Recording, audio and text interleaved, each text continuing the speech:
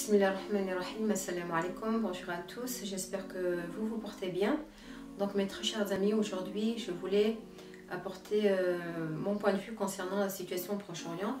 Donc comme nous le savons, il y a quelques pays arabo-musulmans qui ont normalisé leurs relations économiques, diplomatiques, etc. avec l'idéologie sioniste appelée Israël.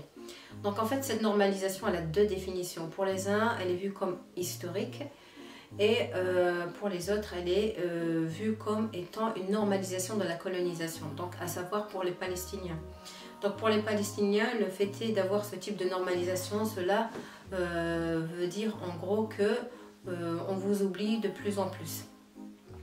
Donc alors devant cette injustice, comment nous pouvons réagir? Donc continuons à soutenir le peuple palestinien, à récupérer toutes ses terres, donc son indépendance.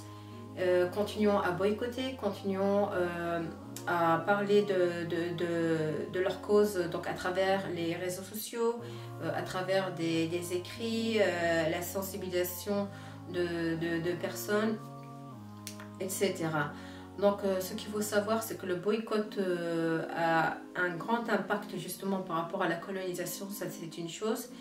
Et nous avons vu les fruits que ça a pu apporter parce qu'il y a eu justement certains acteurs pro-sionistes justement qui se sont plaints du boycott et qui ont demandé à ce qu'il y ait une loi qui interdirait de boycotter leurs produits. Well, I don't think it is able to happen, but the basis upon which it's happening is that the AIPAC and the Israel lobby in this country tried to pass legislation in the state legislature in New York to criminalize membership of or support for boycott, divestment and sanctions. They failed in that endeavor, but Andrew Cuomo, the governor, wrote it into state law as an executive action just on his own as an individual. So there is a law of some kind which I can't tell you exactly what it says, but which says that no organizational business is allowed to do business in New York State with a person such as me who is involved in the boycott movement to try and encourage the Israeli government to modify its policies vis-à-vis the Palestinians. Alors, qu'est-ce que je voulais dire? Est-ce que, donc, vu la situation des Palestiniens, est-ce qu'il y a espoir un jour ou l'autre de les voir libres, récupérer tout leur territoire?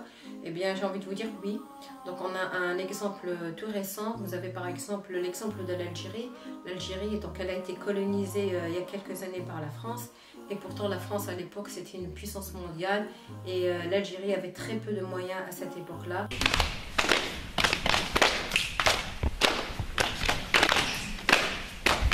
Il y a environ 9 millions d'Algériens musulmans, environ 1 million d'Européens qui ont et qui vivent dans des univers très séparés.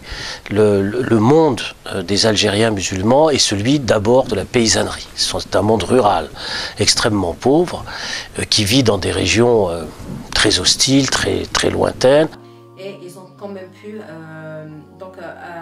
gagner leur indépendance.